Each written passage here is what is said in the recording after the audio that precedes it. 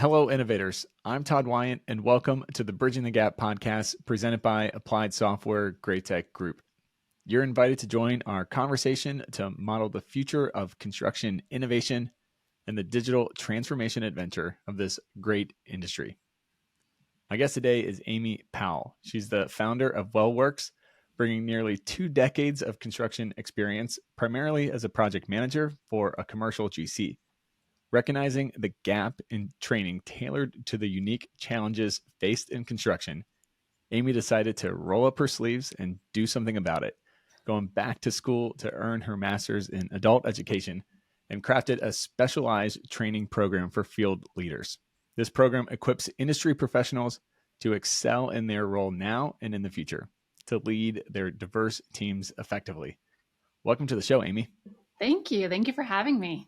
Yeah, absolutely. Looking forward to the conversation. So to begin, kind of how'd you get into the construction industry, and then what prompted the shift over into getting your master's in education and going down the training path?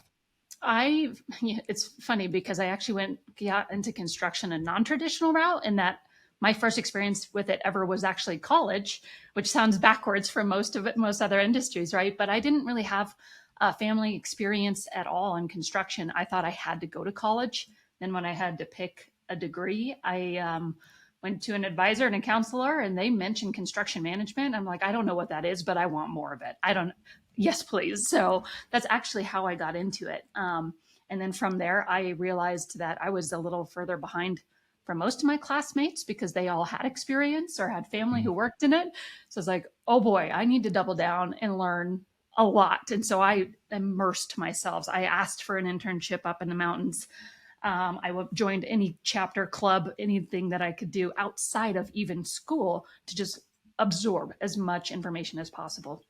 So definitely how I got into it. And then right around 2013, I actually had my first kiddo, and I loved project management. I really did. But I felt once I had my son, I was either only giving 70% to my team or 70% to my family. And that's just personally was not working for me. And so that's when my boss at the time actually asked me if I wanted to develop and build and implement the training program within the company, because them as executives they've been trying to do it and they couldn't. They kept putting it on the back burner. So I was like, sure, I'll try it out. And in all honesty, I sucked at it. I was a project manager. I was not a trainer. That is exactly why I went back to school. I'm like, oh man, this isn't their fault. This is my fault. I got to figure out how to get this information to all these people. So that's really kind of how I got into the training aspect. And I've wound up falling in love with it, I think, just because I realized I'm really good at this component of it. And I really love the people aspect of it. So how can I improve them? How can I help and support them best, since I'm not fantastic at like pouring concrete or, and all those skills. I'm like, I'm good at managing the schedule and the budget, but the training aspect and the people have always been my favorite part of this industry. So I found my niche of just being able to support them in this capacity through learning and training development. Yeah. That's awesome. That's awesome. So let's get into some of the nitty gritty. So kind of to start, the term soft skills, it often kind of gets a bad rap of sounding, non-essential or even fluffy. In your opinion, how can we really shift this narrative and demonstrate the tangible impact of these skills in the construction industry? Because they're for sure needed, and they shouldn't be put off to the side as soft skills with the focus on the hard skills of actually, building the buildings and getting the job done. How do we kind of flip this paradigm on its head a bit? I've started clarifying them as actually essential skills versus soft skills, just because of the misconception of what it is. They're typically considered soft skills because they aren't as tangible, like you just said, or measurable as our technical and physical hard skills, but they're still essential and crucial to everything we do. Construction's a team sport. It's a people business. It requires interaction with other people. Effective interaction with other people requires soft skills, right? And so what I'm finding in in my conversations is that we assume by soft skills, we mean become soft. And in all reality, I probably had this perception too throughout my career. Because, I mean, who studies soft skills? We're in construction, right? This is what we're focused on here. And so once we start to dig into it a little bit, that's not what it is, right? It's not being more emotional, more sensitive, or being a pushover is actually a comment that I received back, and letting things slide. Instead, it's being assertive or having a command presence. It really is. It's just being intentional about that instead of unintentionally reacting in that capacity, right? So, communication is a soft skill. Can anyone really deny that we don't need to improve our communication skills, right? Or conflict resolution, adaptability, critical thinking, delegation, right? Those are all soft skills. So that's what we're talking about when we're talking about soft skills. So I really think it's just kind of clarifying what we mean and what we don't mean when we talk about those. So maybe transitioning the term over to essential skills instead of soft. Yeah. I don't know, but they're so dang essential and critical. Yeah, I like that. I think it was really profound. I wrote down what you said. It was a great quote of soft skills doesn't mean that you become soft, and being don't be unintentional with how you're reacting to people, because when you don't have a plan and you're not really focused on the essential skills, as you say, you're actually being more emotional because you're reacting to just whatever the stimulus is in front of you. Yes. Where if you think about that and you have a plan for it and you've mapped it out and you have a bucket to put it in, then you don't have to react on the emotional level. You can react thinking first. It seems not how people first think about the essential skills. You think it would be the opposite, but in reality, it's you're being more emotional when you're not focused on the soft skills. Yeah, I mean, and what's interesting is even during one of the conversations, I've had within the program and from one of my cohort members, right? There's the command presence is still very valuable and important in our industry, but it shows up in different ways, right? One, just like you're saying, one is uncontrolled and it usually demolishes morale and therefore productivity. Where another one, same kind of presence, the command presence, it's controlled and intentional, but that one builds respect, trust, and it motivates teams. So this is the difference of implementing and understanding soft skills or essential skills or not, right? So that's really just trying to just clarify.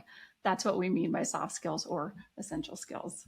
Yeah, I love that. So another kind of key component of that goes along with these essential skills that I think of is on the emotional intelligence side, and it's gotten a ton of traction in a lot of industries over the last several years. Why is it particularly crucial for construction to get a grasp on the emotional intelligence? And maybe can you provide some examples from your work where you've seen that really make a significant difference?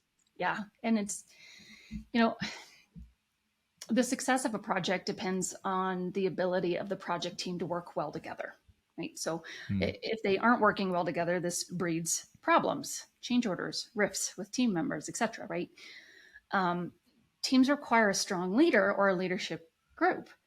This leader and leadership group needs to be looking out for them and not themselves. This requires self-awareness to know our strengths and our weak spots, to know when we're the problem, self-control, right? And the ability to take responsibility and how to know if that team is, that team is more important than any one individual on the team, including me as the leader or our leadership group. That's emotional intelligence right there, right? It's and EQ, as it's mentioned, right, or emotional intelligence is a critical component of soft skills. Right? It has those four main pillars: the self-awareness, self-control, social awareness, and then relationship management, which includes influence, conflict management, and teamwork. So just saying those things right there, you're like, how do you not need that in construction, right? Those items that are within the relationship management. But also it's, again, that self-awareness, which there's a study and some research of 95% of people think they have self-awareness, but in reality, about 13% actually do. It's I believe right. that. Right. Like, oh, wah, wah, for a lot of us here, but we can't be selfish as a leader of a project. We have to be looking out for the entire team. But it's essential to have those emotional intelligence pillars in order to do that and to do that Mhm, well. mhm. Yeah. Yeah, absolutely. One of the things that I think of is really being able to walk a mile in somebody else's shoes and put yourself in their perspective. It's been an interesting thing hosting this podcast and getting all these different viewpoints of people throughout construction and even on the architecture side and engineer side. You know, on the surface, can we say nobody really gets along super well in the construction industry, and there's some rivalries maybe Very between much those so. different lines, but if I think maybe I'm oversimplifying this, but if people could get in the room and kind of hash that out on the front side, what I have found is that they're really not that far apart. They think they're really far apart, but really it's a lot of times even just semantics of they're using one term to describe something and the GC uses something else. And if they could get in and kind of hash all that out, wouldn't solve every problem, but it would solve a lot of the relational rift that exists in construction. Yeah. Yeah. I think I study a ton of psychology and neuroscience and all that. And I think it's within social psychology. And I'm going to butcher this, but there's like the in group and out group, right? And that's Mm-hmm. the thing is we're seeing each other as out group of like, well, you're part of that group, not part of my group Mm-hmm. when we come together as a team. It's like all these separate units versus like, now we are all an in group. We're all a part of this team. And even just that changing that mindset helps us with so many different aspects on a project. It's just an interesting. It's like when you go to a sports team, right? If you had a roommate that was a fan of a rivalry sports team, right? Like you don't like each other probably when you're there, like at the game, but like then when you get home, you're like, oh, I gotta. Okay, you're all right. Right? Right. I mean, it's just similar to that instance of just exactly that. Like, put it aside, recognize you're all trying to build something together. So you better find some commonalities in order to be productive. And again, look out for the team, not just Yeah. yourself. So Yeah. speaking of the kind of building the commonalities and the in groups, out groups, another kind of wrinkle to keep in mind on the construction culture is all the multi-generational aspect of the working environment now. We have baby boomers to Gen X to millennials who've taken a beating for a while. And now Gen Z coming in.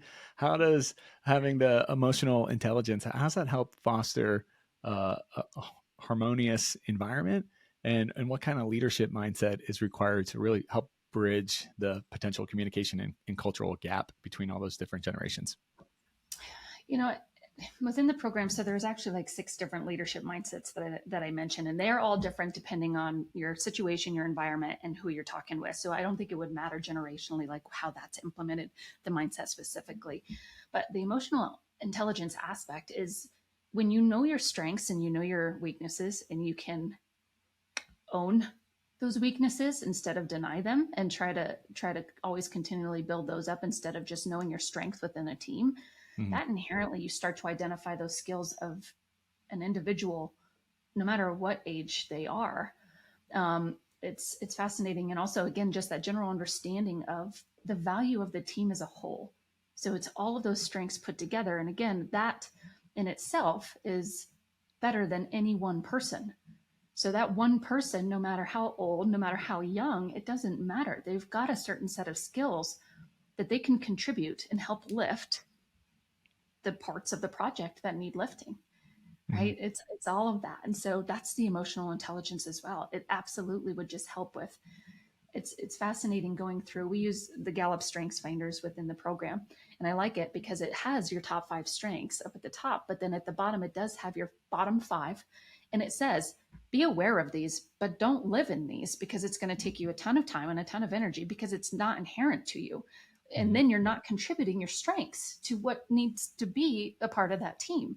And so when you're aware of that, and then you can identify that in other people, you could be like, you know what, I suck at this, but you are good at it. So go, right? Fantastic. And then you're encouraging, you're motivating, you're teaching in a component of just being able to really help them thrive instead of just, I can do it all and I can do it better, right?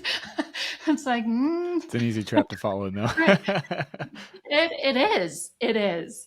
I mean, it's hard to, because we're all in there for our survival too, right? And it's like, collect everything and barricade yourself for survival purposes. But that's another aspect of emotional intelligence, is being aware of those emotional instincts, and if they're helpful in that situation, or if somebody's just yelling at you and they're not actually trying to steal your food, or I mean, it's ridiculous because our brains still react in that sense. And so it's just understanding some of that. You have a heck of a lot more self-control, and the more self-control you have, the more influence expands. You don't have control over other people. You don't. Again, wah wah, like you can't do that. Dang it, I was really hoping. But that's the whole reason why I was talking. I thought you were going to give me the secrets to controlling others. Make my life easier. Come on.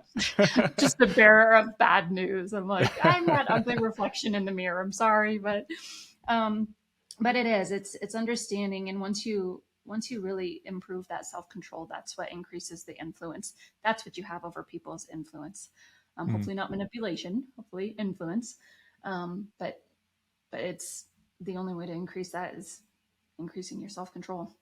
Yeah, no, that's good. So kind of shifting a bit and getting into the kind of nitty gritty of training. So training in construction often leans really heavy on the technical and safety aspects.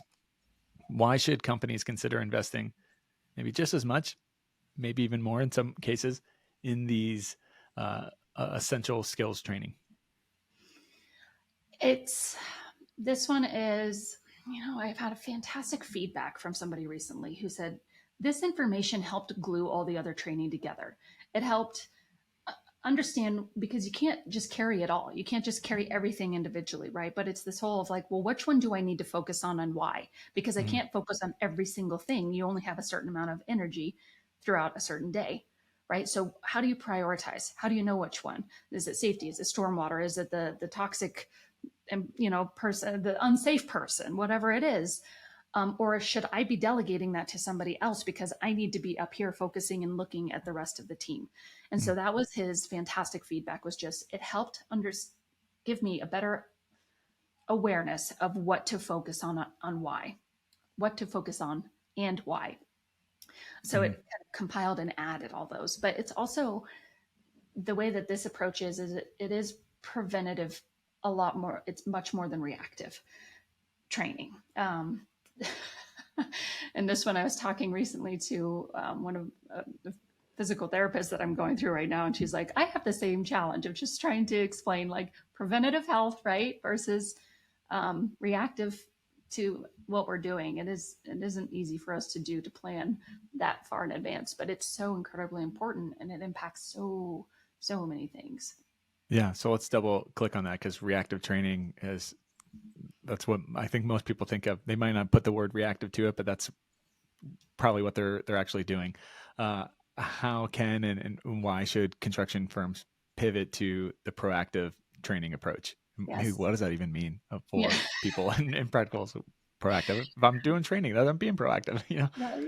Right. No, and it's, again, just similar to what I was just mentioning about PT, right? It's, why would we proactively train for a marathon in lieu of just jumping in and trying to win first place?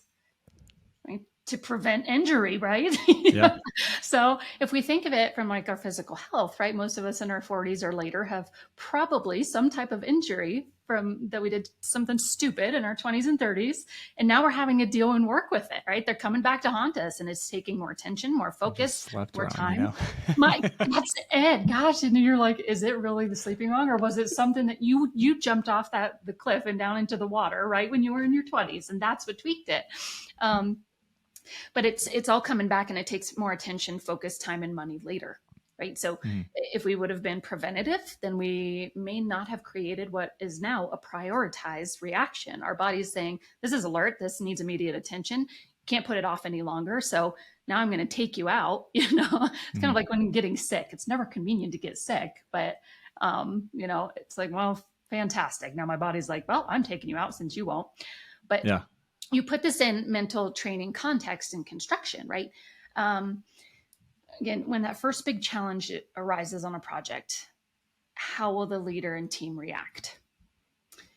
If they're not properly trained on conflict resolution, communication, leadership, critical thinking, planning, right? Then we're going to react the way that we as humans are instinctually wired to react to threats, which is typically freeze, fight, flight, or fawn. And what's more is that the behaviors are contagious, especially of us as the leader. So most of the team will follow whatever behavior I'm reacting to, that reactionary behavior. And so if this is not controlled, if you haven't built up any endurance or training to know what this is and how to implement it or why to implement it,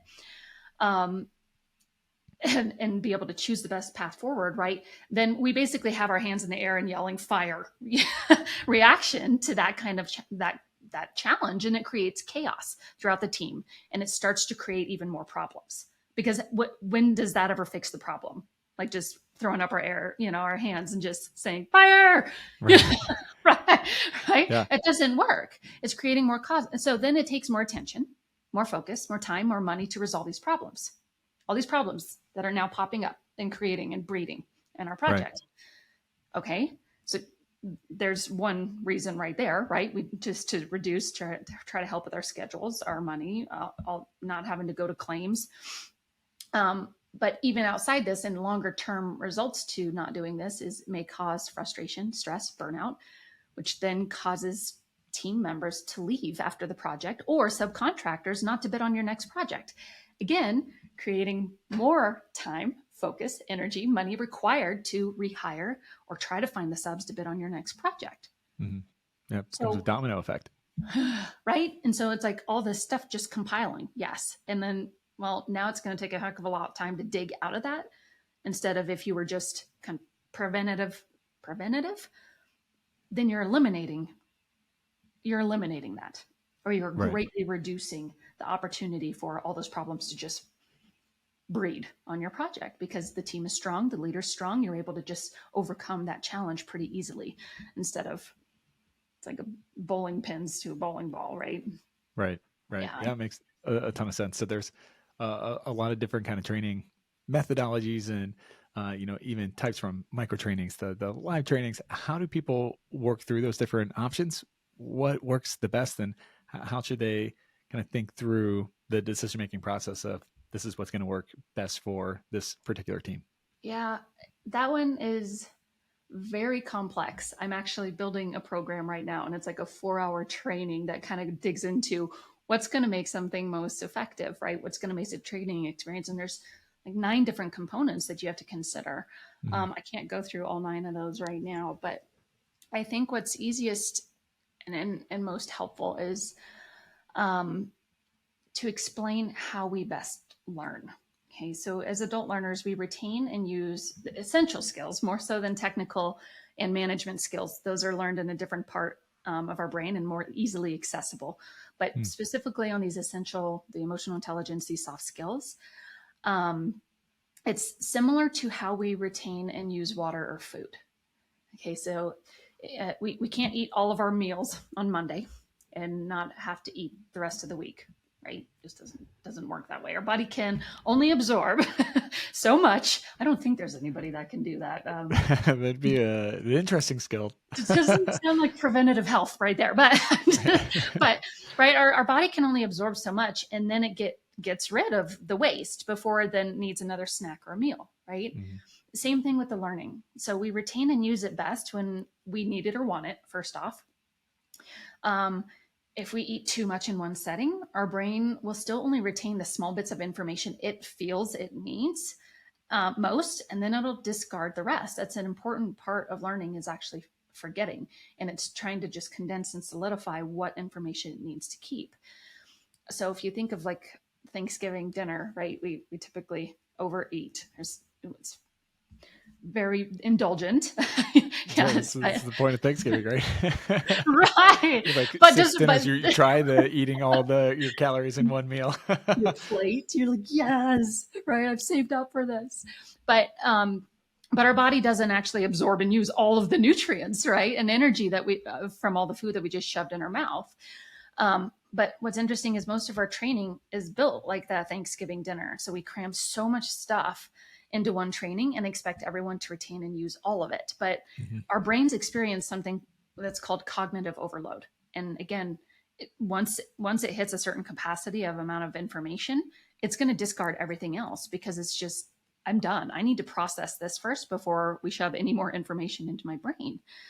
And so yeah, that's a big part of when you understand that, of how can you best get it to them when they need it most. That's a challenging aspect from a trainer or training, because usually it's kind of the conveniences of us as a trainer, right? We're like, we're going to have it on Tuesday at 2:00, so come hungry, right? Well, that's not the best time when everybody needs or wants the information. And so it's hard to just try to disperse it into snacks instead of a big Thanksgiving meal, Mm-hmm. and make sure that they're healthy snacks and not donuts, because you can have crappy information, which then affects learning as well. But hopefully it didn't make it just even more convoluted and helped provide a little bit of some information about training. Yeah, no, absolutely. Have you seen the trend to these people being open to the bite-sized snacks Yes. more over the last couple of years, and kind of embracing that methodology more? Yes. Well, and what's interesting is, um, the informal version of this is a YouTube. It's Mm-hmm. TikTok. Sure, That's micro learning right there, right? And sure. those micro chunks and those. So is it good? I don't know. Hopefully it's instructive, right? In the right process or the right way to do it. And you're not going to injure your back, but um, they're absolutely. And I think from the education world and standpoint, these micro learning blocks are very helpful to just, but again, they've got to be structured correctly and they've got to be the right content, because you can have donuts instead of like trail mix, Mm. when it comes to learning. And so it's got to be structured, but they're definitely more open to it. And I think it's a lot, especially within construction, with how fast paced and high pressure we have it.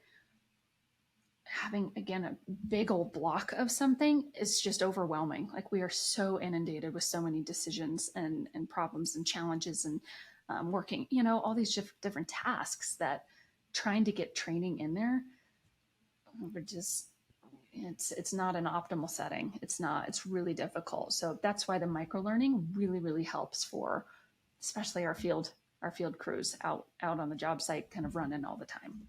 Sure. Yeah. No, makes Yeah. sense. So with the rapid technological advancements and the digitalization in construction that's happening, and just a huge hockey stick curve over the last couple of years, how do you envision that impacting the future of training, and how's that take shape over the next couple of years? There's actually already some pretty dang cool stuff as it relates to training in our industry. And I'm starting to realize this myself, Todd, because you get in this setting where everybody says that we're not technologically advanced in construction. We're just so behind. We're a dinosaur. And I'm like, if you look at it, we're actually there's a lot of cool stuff in our industry. We are advanced, Agreed. but right? Gosh, I'm like, Such a actually, misconception. oh my gosh. I mean, there's actually, and I should have looked this up before, but there's actually some virtual reality training for some of our trades and I know it was HVAC, our mechanical trades, but you actually get this VR headset and you get to practice putting stuff together, like those physical skills. There's also like heavy equipment simulators where they can practice. And somebody mentioned this because they were in excavation and earth, um, um, earthwork, but they said sometimes when you have an operator and you've got to be really close to a foundational wall, that's not fun to practice the first time when there's a lot of risk of hitting or damaging that foundational wall, right? Yeah. So what a fantastic opportunity to use the simulator. It's very realistic. And so it's helping train your brain. It's not just so far removed from what it actually is that it doesn't help or it doesn't Mhm. actually solidify in your brain. But it's a fantastic opportunity for them to be able to do that or get a certification or practice without having to the equipment, the maintenance of the equipment, the gas of the equipment, and then the risk of safety of the individual or surrounding areas. So Sure. it's it's out there. There's gaming technology in the training aspect. Yeah, it's here. I can't foresee outside of that. I have no idea. I'm not not advanced, I don't think, but there's some really, really cool stuff out there already as it comes to technology and learning in construction. Yeah, very cool. So, what's the first step that people should take if they want to kind of get more into the emotional intelligence, essential skills, and the proactive training? What's their first kind of bite-sized step in that journey? So the emotional intelligence specifically, because of those 4 pillars, I would suggest you got to start at self-awareness. And it's once you really have mastered that, then you get to that next step. And that's been the interesting aspect. I get asked all the time for like communication training. I'm like, Mm-hmm. we gotta start at the source. We can't just put it up here. I'm sorry that we gotta start here. If you're talking about my program, that's a completely different story in the essential skills. But it's really, gosh, look at books, look for podcasts, there's so many different aspects, YouTube, right? And all these different aspects for essential skills. The best thing to do though is really, it's self-reflection. And if you can find somebody to have some of those discussions with, somebody who knows you well, to be like, what do I suck at? And be able to take that. It's not easy. It's really not an easy process. And I've broken up my program into those essential or those emotional intelligence pillars. And I tell them when we go through that first section, I'm like, this is not fun to find the ugly of you. It's not fun to admit. It's not fun to kind of dig into it, but it is so incredibly important in order to move into self-control and then be able to implement this into our teams and lead our teams, motivate them and whatnot. So, gosh, there's journals, Todd. They're everywhere. There's so much stuff on self-awareness, self-control, emotional intelligence right now. But Yeah, yeah, nice. I imagine going through the self-awareness phase, picking your partner is a key ingredient to that too. Who is kind of beating you up, that you are willing to hear them and take it from them, and then really reflect and resonate, not just immediately discount because you think they're a schmuck or something, that you really appreciate and value their opinion and input. yeah, and it's probably going to be multiple people. You don't want to put all that pressure onto one person. That could actually be damaging to the relationship sometimes. It's like, well, let's do a boss and a peer and somebody, over here, and my mom maybe, and then my husband or my wife or, my kids, for goodness Yeah. sake, any of that. But it's going to be a collection of all of that stuff, and really just trying to identify. Yeah, it's a path, and it does take a while too. In all reality, that self-awareness aspect of just, I'm not good at this, but you know what? It's all right because I'm really good at this. And identifying. So I know. That's awesome. Kids, for sure. You bring them up, man. They're the best at holding out that mirror back up to you.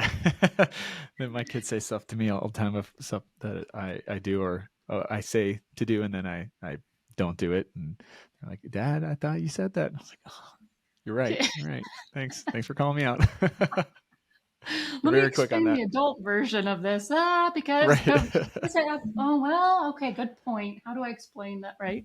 Yeah, you're like, I'm caught. I'm caught. So one of the kind of main pillars of the show is shaped around innovation. What does innovation mean to you? What does innovation mean to me? Um, That's a tough one, actually, because I think it is a collaboration of, and it's ever moving, it's ever changing. It's hard to, it's adjustment, it's awareness, but it's a collective, not opinion, movement of different people that are put together, right, in order to build something. And I'm not just saying build something like the building, like we do traditionally in construction, but like build an idea, build a movement, build technological advancement in Mm-hmm. order to help. But innovation is just a collection of, I'm not going to say like-minded people because that's not it. It's like, what is the opposite of like differing? Me and my communication. Yeah, diverse perspectives. The diverse perspectives, the collection of different people's strengths to create something different, but still so entirely needed and important that could really make an impact, I guess. Is that I'm like, is that I'm like picking up what you're easy? what you're Like, putting I down know. there. Yeah. It's bringing people together with like putting everybody's unique strengths on display to try to pull together as one unified team to build something needed. Yes. Is that a good summation of? It is, but it's all innovative because every single one of them is going to be different, right? Because it's a Mhm. collection of different people and again, their strengths, their ideas, their experiences, their perspectives. And so I'm probably answering your question of what does innovation require more than what is it? But I think that's what it requires is an ever changing the different group dynamics because every single one of them is going to be different to be able to create something innovative together. It can't, I feel like it almost can't just be one person's. Um, Mhm. or if it is one person's, it's still because it's been a collection of different opinions and perspectives and interactions and experiences throughout their life, right? To be able to create. Yeah. Yeah, absolutely. I read a book a couple years ago that I'm hoping I remember the exact name of the book. It's How to Fly a Horse, I think is the name. And I'm blanking on the author, so sorry, I can't get full credit. Uh, I get partial credit. And it's an amazing book about innovation and kind of the history of innovation. But to your point, exactly, it's uh, uh, their whole premise is that innovation is not just one singular act. It stands on the shoulders of everybody that came before it. So even like the what we think of as big technological leap forwards of the light bulb or the airplane, that was not a singular uh, event that happened. It was multiple people that had all these little inputs along the way, or they built on other people's innovation. But it's a great book. It's how to fly a horse, and it's Kevin Ashton is Okay. the author. So credit back over to Kevin. It's Right. a great book though. I highly recommend it.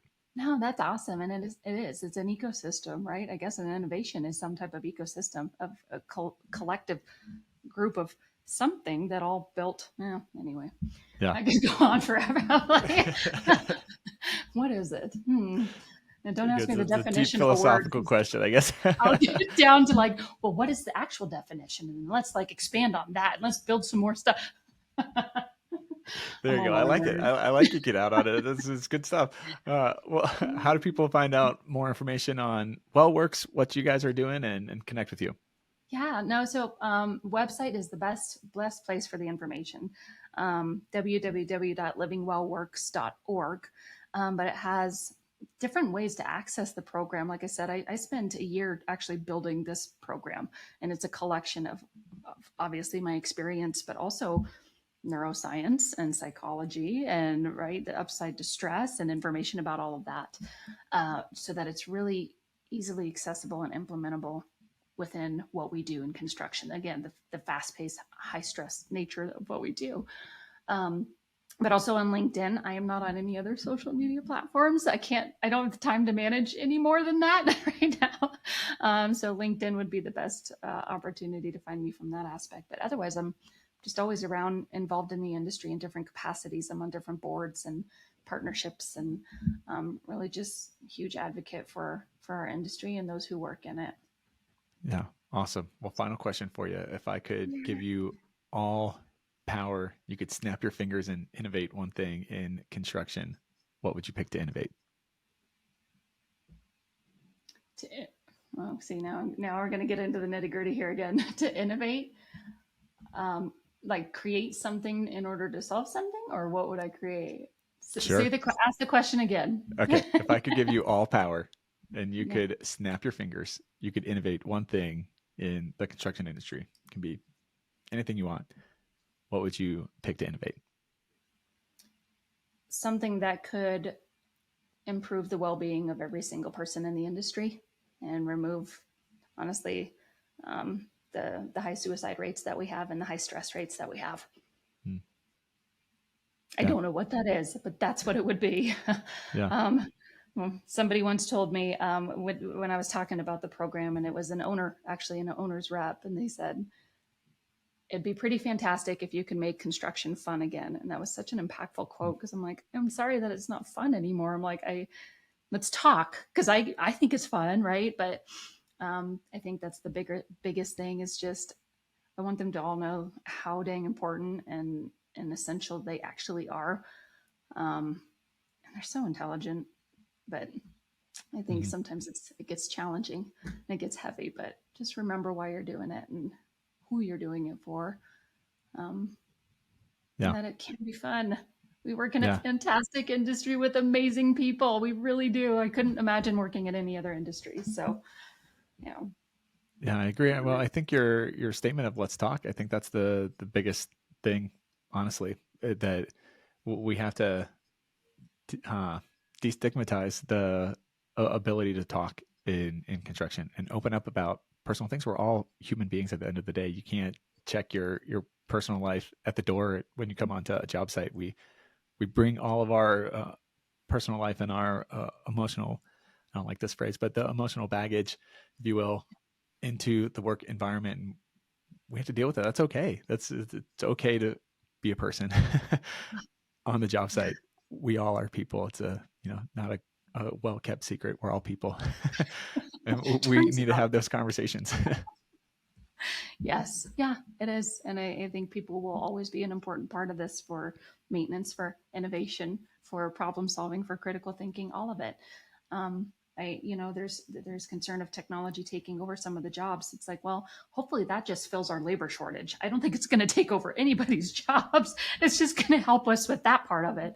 Yeah, But it takes so much, and everybody could always appreciate this. Just being on a project, again, not one of them is the same, and not one team is ever the same on these projects, and that's what's so cool.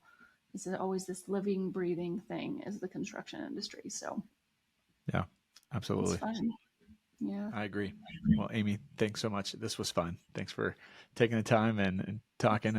We covered a lot of ground. So there's a whole lot more rabbit holes that we could go down for sure. But thanks for taking the time and joining us today. Yeah, thank you for asking such awesome questions. I love thinking about things differently like that. So I appreciate the questions, and thank Yeah, you for having absolutely. me.